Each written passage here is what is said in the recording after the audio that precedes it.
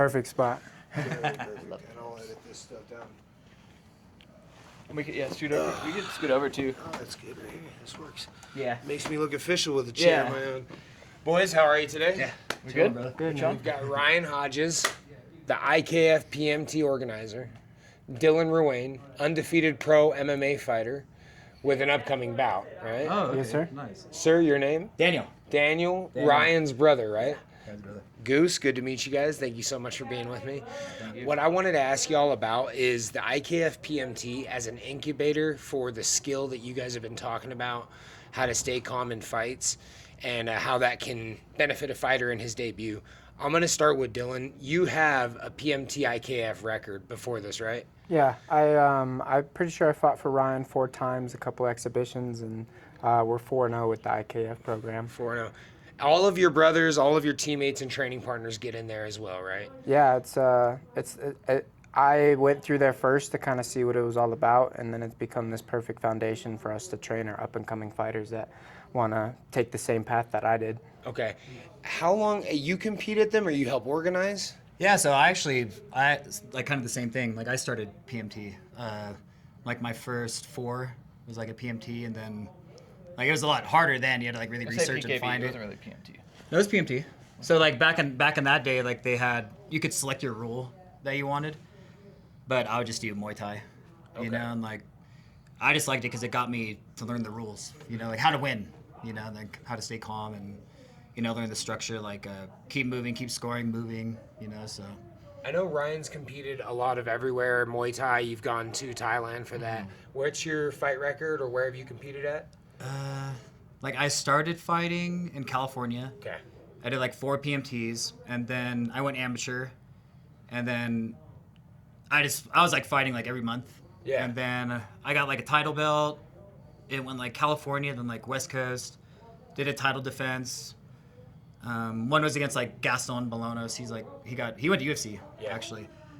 But yeah, I just went here, and then I kind of got into coaching. So then I started coaching, and then I wanted my fighters to get fights, in San Diego. So I moved to San Diego, and it's like there's no PMT, no nothing. Yeah. And that's kind of like started promoting PMT down there. Yeah, they've got a scene now, right? Yeah, it just took off. Like people loved it. Okay. So that's when Ryan joined me. Ryan was his first fight was PMT. Okay. All right, and I DQ'd him actually. DQ'd him. So you were there, you guys kind of came in at the same time together. Ryan followed the lead. Yeah, so like I went to San Diego. Daniel moved in with me when I was in the Marines. Yeah. Got you. Okay, okay. And then that's kind of how the PMT started. Johnny Davis is the organizer that introduced us to pretty much like the PKB. Yeah. And then Daniel came in first, and then started doing PMT. Okay. At Pilot Built Training Center back in the day. Well, pretty much at that time, like Johnny was more like PKB. Yeah. So it was PKB, that was the official thing, but like nobody did. But PKB. no one was doing the do sport. that. Anyone that was doing like semi-contact, no one was doing it at all, and everyone like frowned upon it, saying they were watering down the sport and all these kind of just. That wasn't like negative- watering down. It was more like they were No, like too saying- hard. Yeah, They're saying like, it was watering down the sport. like weak. It's not tough enough. Yeah, Muay watering Thai is down the tougher. sport in a sense, Yeah. and they just didn't like that, and now like everyone wants to do it. Kind of coming out of like that 80s and 90s old school gym style of like get in there and spar every day, knock each other's heads off. Give me 1 second, boys. I get OCD and just want to make sure that I'm getting Yeah, no worries. everything. Okay, both mics still working. We're good. Ryan, what's your experience been? You have been organizing for a while. What's your experience been seeing coaches reach out to their student in the middle of a round, right? Mm-hmm. Now, this is the student's opportunity to get used to how their coach works or how he operates, how he talks. You've seen styles all over the place. What's your experience been like with that? Just with you're saying just coaches with fighters and how they evolve in a sense, or just kind of like fighters getting used to their coach style. Yeah, no, I think it's been really entertaining and just enlightening to see the different coach styles. I would say sometimes you have coaches that are trying to slap the fighters around, which one time there was this coach, it was probably like 7 years ago, and you were just slapping the heck out of the athlete, and we're like, all right, man, like you got to chill out. There's kids around and stuff, just literally like smacking them, whoosh, whoosh. I was like, all right, bro, you got to calm down on that. But I think it's really important for the chemistry of the coach and the fighter to kind of get acquainted and kind of match those energies together, and learn. The fighter can learn from the coach, because as you see when they're fighting, right? Like, oh, they could see different different techniques to use to win the fight, right? And if you don't have a good coach or corner, that could lose you the fight. Well, so it's been pretty much helping athletes kind of develop. Yeah, and also like the coaches, like it's also like the fighters also learning the ropes, but also it's good practice for the coach. Take the mic. So like the coach is also learning, like, and then you bring your corner. The corner can learn kind of how to do the coach. Bring the bucket, bring the Vaseline or whatever, That's the thing ice we need pack. to do is the bucket. know? Like with Oh, the yeah, have the coaches bucket. not having a bucket, I'm like, oh my gosh. It was on Matt too, and he was on our mat. Yeah. One of our judges, and the guy was about to throw up. Like, where's your bucket at? Where's your bucket? He's like, remember, right? And he didn't have a bucket. I'm like, all right, man, like a mandatory bucket Bringing the bucket. for coaches. But to answer your question, it's been really interesting and, like I said, enlightening to see the different developments of coaches and to Okay. see them kind of change from, you see coaches that developed from being in the PMT to, go to like, amateur or pro shows. So it's really important, I think. One thing I noticed at this last event here in Colorado was there are maybe fighters who haven't quite debuted yet, or maybe they want to be a coach one day, and they're getting that cornerman experience with their teammates. Dylan might have his guys warming up together or getting the corner prepped. And when coaches are pulled between mats, they'll have their assistant coaches go over for their teammate. Yeah. So everybody's getting that fight experience, that cornerman experience. Dylan, I wanted to ask you, man, what's your favorite technique to throw? Not just in fights, because we know what you're a master of so far in combat, Flying but when you started the Flying knee, PMTs, right? What do you think refined or honed the most, or what was your favorite thing to throw in that PMT? It was my push kick. It felt like the most controlled strike I could throw, just because I didn't have the most open hips when I started. So getting those like side kicks up, I didn't want to whip them up with power. So the push kick was my favorite technique, because I could keep it the most controlled. And sometimes as an ex-wrestler, my punches would get all crazy. So Same. I knew I could calm down. When they were like, power, power, I would just sit and kind of poke those teeps. And it was like a good safety to sit in. Have you ever stopped someone in a PMT or made them quit? No, I personally haven't. I was really careful, just trying to, keep the point thing. Follow the rules. Yeah, follow the rules. I have seen it though. I have seen like some body shots where people just kind of aren't expecting it. Yeah. But a lot of the times the referees that they hire are super good about taking care of the athletes, so you don't see people get hurt often. But sometimes I think people get scared when they get hit in the body, so they kind of just panic.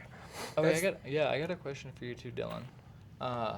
How, like your nerves, how is it different from the PMT to amateur level? Were you more nervous in the PMT at all compared to going amateur? Is it kind of similar or correlated? It's similar but different. The pros about the PMT is, especially when you're starting out, you kind of have this reassurance that like you're not gonna get knocked out, because it's like advertised as a point tournament. So it helps you kind of take a breath as far as like worrying about getting hurt or knocked out. But the energy's high. Like I'd say there's a lot more calmness in like a MMA environment, because you're in the back locker room and you're like warming up with just your coaches and the athletes. But at a PMT, you're with all the fans. You're with everybody. So the energy's super high at a PMT. A lot of energy's going on there. Totally. And it's so connected too, because you're like with everyone. It's not like It's not you're not separate. separate, and then you're getting a walkout song. It's like, oh, are you going there and have some fun? Yeah. So That's cool. I'd That's say serious. that's the difference, is like knowing you're not going to get knocked out is cool, but having like that crowd literally on top of you you feel it for sure. So I remember my first few PMTs, I get a little excited, because you just hear like his corner just cheering and my corner cheering, and then like you just hear all the cheers, and you kind of, as a beginner, you fall into the cheers. So. Sometimes the corners are right next to each other. Yeah. I've noticed that too. Whenever anyone's asked me about the PMT, that's the first thing they ask about is like, well, you can go, like, you just knock out, do whatever. And it's like, no, man, there's no knockouts. It's controlled power. And there's like this sense of relief for first-time competitors going like, oh, that's cool.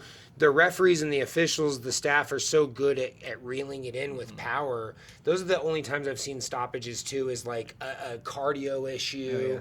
I was stopped in my first PMT just from not being prepared, fitness, or like they get caught to the body. Who was reffing your? Coach Chris Solorzano. Oh no you know way! what? And That's awesome. I was in my beginning days, and I understand having to be completely unbiased. There was 10 seconds left in the first round, and I got hit to the belly.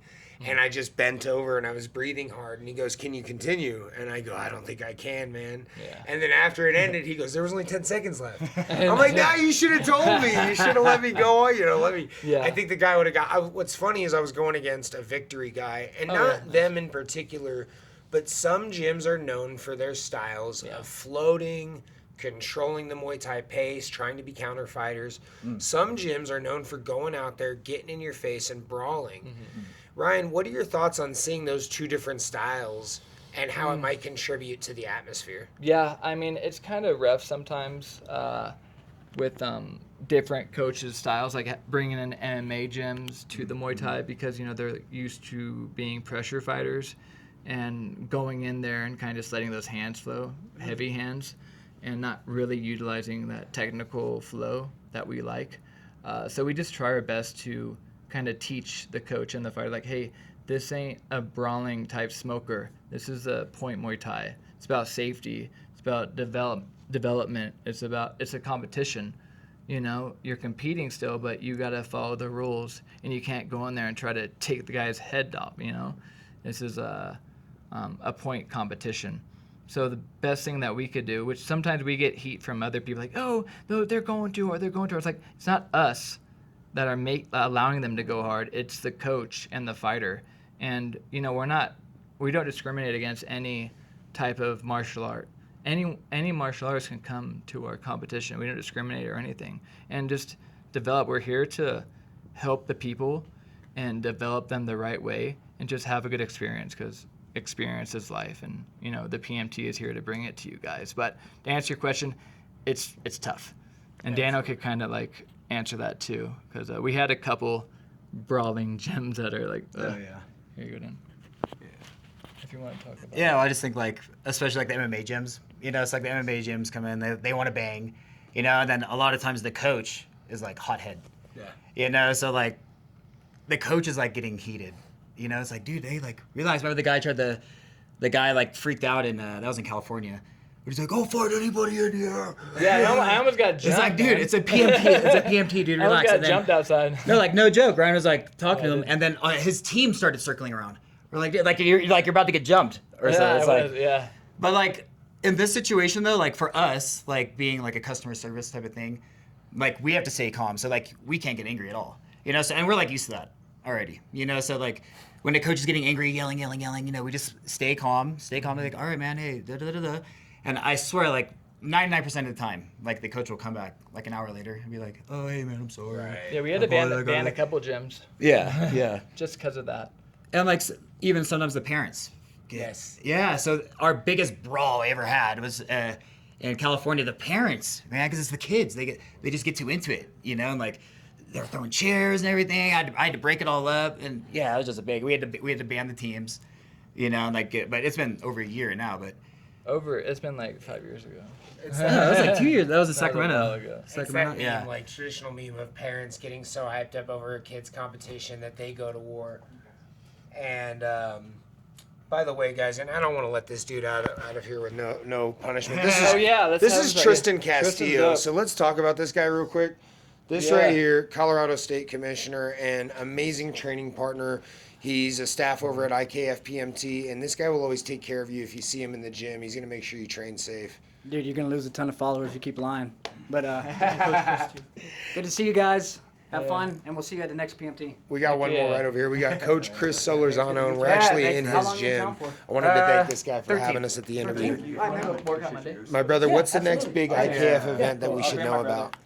November Okay. 7th, I believe. Have a But good I day. think we're also working on for a possible one in October. October maybe, but November is for sure. definite, and that's a big one. Yeah, that's at the Blackhawk That'd be lit. casinos. Thank you so much, Coach. I know, should.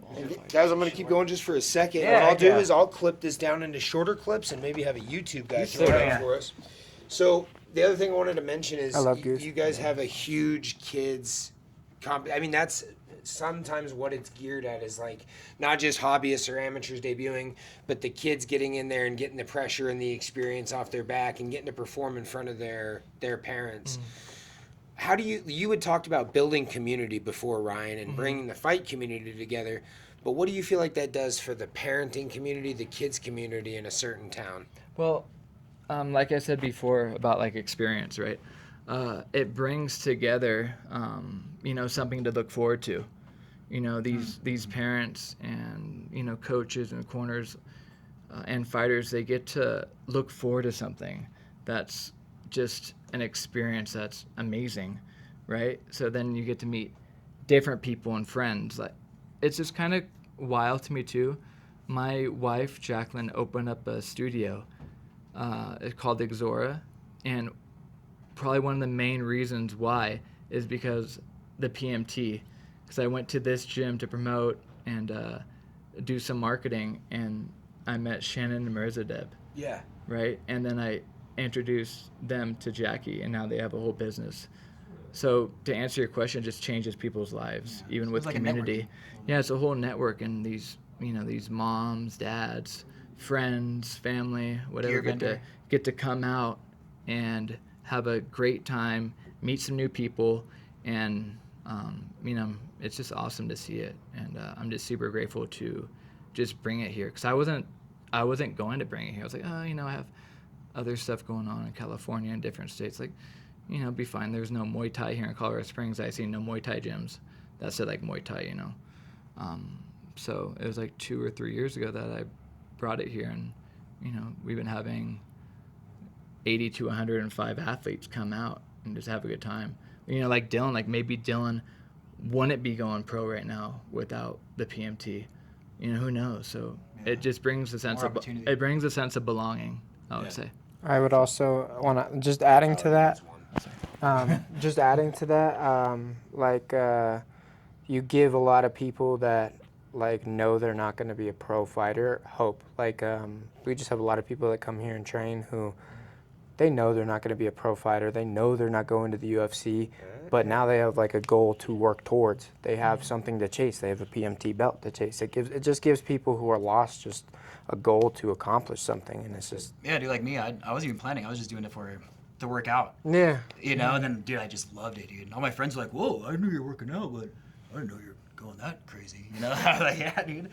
But yeah, it's like, dude, who knows? Who knows what's going to happen if you go in there? You might get addicted to it, So to recap, guys, we've got IKF Point Muay Thai. You guys have a point kickboxing circuit. I've seen you guys do point boxing spars. To wrap up, we talked about how sometimes MMA fighters can turn into a little bit of a brawl in the Muay Thai. The one I've seen the most is teep or push kicks going for a sweep, and it turns into like a takedown, a scramble. Okay, yeah. While we have an MMA fighter here right now with us, Dylan Ruane, APFC is the promotion, right, buddy? Yeah, Anthony Pettis Fight Week, That's right. And what date is it? August 30th. Okay. You're traveling for this one. It's kind of a big step up in competition for you. That's amazing. I know you're a humble man and you don't like to prop yourself up too much, but as the IKF staff are here, me, Goose, we're all friends, buddy. Can I get a prediction from you on this one? First round finish. First round finish. Any way it comes?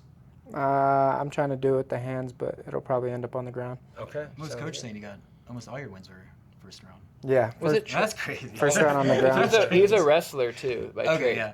First, right? All right, my man. So Sick. we've got the IKF PMT brothers. We got Dylan Ruane. Thank you guys so much for interviewing with me. Thank you, brother. Okay, that was great. Thanks, Goose. Thank you. No problem. Good luck, brother.